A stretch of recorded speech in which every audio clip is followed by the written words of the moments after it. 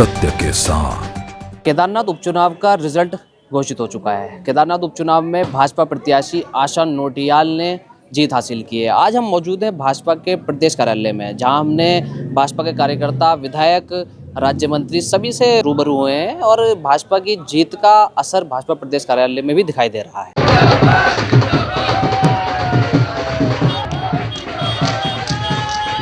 देखिए, ये सनातन की जीत है और कहीं ना कहीं कांग्रेस ने जिस तरह से केदारनाथ को मुद्दा बनाया था और वहाँ पर राजनीति करने का प्रयास किया, मैंने उसी समय कहा था कि बाबा केदार जरूर इनको सबक सिखाएंगे। आज वो चीज़ सामने आई है तो कांग्रेस के लिए भी एक सोचने का विषय बना है कि आप सनातन का अगर विरोध करोगे, केदारनाथ जैसी जगह पर अगर उसको राजनीति का मुद्दा बनाओगे तो आपको हार का सामना करना पड़ेगा। देखिए, जब केदारनाथ उपचुनाव की घोषणा हुई थी तब से ही हम कहते रहे हैं कि भारतीय जनता पार्टी केदारनाथ उपचुनाव में भारी बहुमत के साथ में विजयी होगी और जो हमारा अनुमान था वो वास्तविकताओं पर आधारित था, क्योंकि आप जानते हैं कि प्रदेश सरकार ने और केंद्र सरकार ने जो विकास कार्य किए हैं, खास करके केदार घाटी में और केदारनाथ धाम में, जिस प्रकार से वहाँ पर अप्रत्याशित कार्य हुए हैं, ये सारी वजहें थी जिनको लेकर हम पूरी तरीके से आश्वस्त थे। आप जानते हैं कि केदारनाथ विधानसभा उपचुनाव में कांग्रेस ने दुष्प्रचार का एक बहुत बड़ा अभियान संचालित किया हुआ था। झूठ फरेब पर आधारित उनका अभियान था। दुष्प्रचार और भ्रम वो फैला रहे थे, गाँव-गाँव जा रहे थे, झूठ बोल रहे थे और चुनाव जीतने के लिए अपने निहित राजनीतिक स्वार्थों के लिए उन्होंने घृणित हथकंडे तक अपनाए। केदारनाथ धाम जैसे करोड़ों करोड़ों हिंदुओं के श्रद्धा और आस्था के केंद्र पर भी उन विवाद पैदा करने का उन्होंने दुष्प्रयास किया।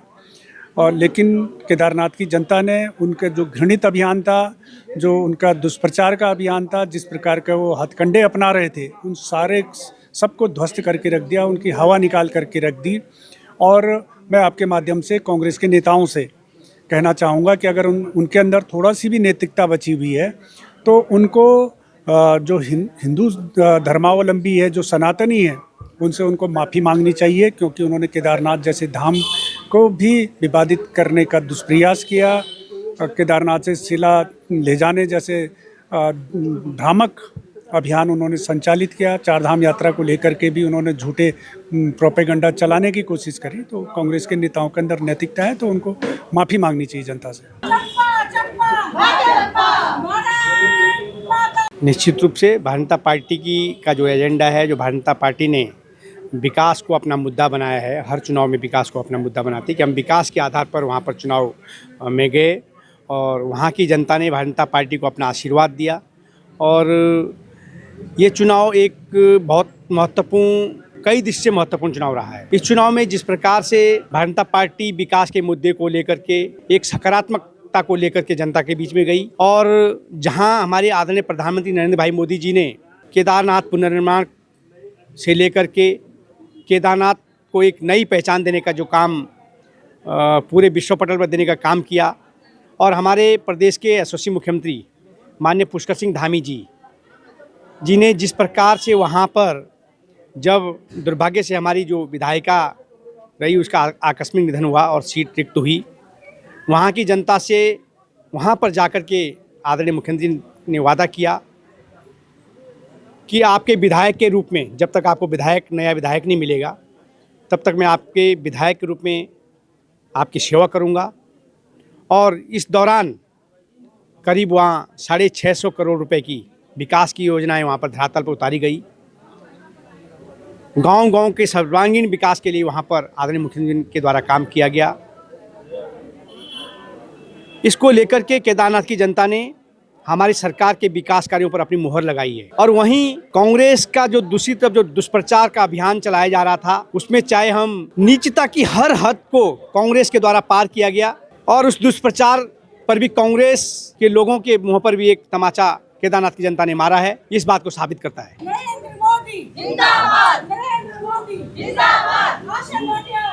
देखिए, चुनाव बहुत अच्छे से हुआ और मैं देश के जो प्रधानमंत्री आदरणीय श्री नरेंद्र मोदी जी हमारे प्रदेश के मुख्यमंत्री श्री आदरणीय पुष्कर सिंह धामी जी की जो विकास योजनाएं वहां पर की गई हैं, मोदी जी का जो प्यार केदारनाथ विधानसभा के क्षेत्रवासियों के लिए है, जो केदार बाबा पर उनका अटूट विश्वास और प्रेम था, उस पर जनता ने अपनी मोहर लगाई है। दूसरा मैं कहना चाहूँगा कि जो प्रदेश नेतृत्व हमारा है, संगठन नेतृत्व है, उसमें एक बहुत बड़ी बात ये भी है कि जो हमारे प्रदेश के महामंत्री श्री आदित्य कोठारी जी, जो इस समय उपचुनाव में प्रभारी भी रहे, उनके कुशल नेतृत्व के कारण ही हम कार्यकर्ता, बाकी कार्यकर्ता जितने भी इस कार्य में लगे थे, बहुत अच्छे से उन्होंने कार्य किया।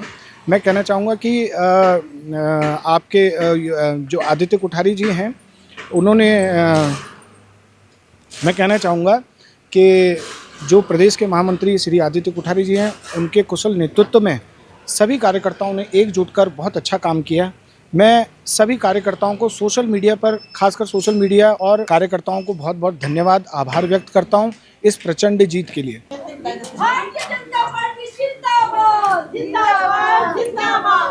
देखिए, बहुत ही खुशी की लहर है और हमारे बीच की हमारी मातृशक्ति, जो हमारी एक महिला को जो भारतीय जनता पार्टी ने जो विश्वास व्यक्त किया, उस महिला ने आज जो है बड़ी संख्या में जो है मातृशक्ति ने उनको वोट दिया और वो आज जीत गई। माननीय प्रधानमंत्री जी का जिस प्रकार से एक सपना और जो उन्होंने कहा नारी शक्ति वंदन अधिनियम बिल जो उन्होंने पारित किया और महिलाओं को जो 33% का जो आरक्षण का उन्होंने प्राविधान किया, उसका ये प्रतिफल मिला है कि बड़ी संख्या में महिलाओं ने भागीदारी करी और महिला को जिता के दिखाया।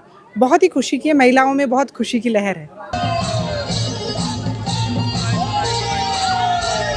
तो ये देखा आपने, हमने यहाँ भाजपा प्रदेश कार्यालय में बीजेपी विधायक विनोद चमोली और अन्य सभी कार्यकर्ताओं से और प्रदेश मीडिया प्रभारी मनवीर चौहान, बीकेटीसी के अध्यक्ष अजेंद्र अजय और काफ़ी कार्यकर्ताओं से हमने यहाँ बात की है। और भाजपा प्रत्याशी जो आशा नोटियाल जिन्होंने जीत हासिल की है, उन्होंने एक महिला प्रत्याशी के तौर पर भाजपा ने मिथक को दोहराया है। भाजपा की जो प्रत्याशी हैं आशा नोटियाल, उन्होंने भारी मतों से जीत हासिल की है और हाल ही में जो उपचुनाव हुआ है उसका जो रिजल्ट आज केदार घाटी के जो लोगों ने आशा नोटियाल पर जो विश्वास जताया है, ये अपने आप में एक बड़ी बात है। और भाजपा ने महिला प्रत्याशी के तौर पर जो मिथक को तोड़ा है, ये एक भाजपा के लिए बड़ी बात है। कैमरा मैन इमरान के साथ मैं Faizan Khan, TV news virus, Dehradun. सत्य के साथ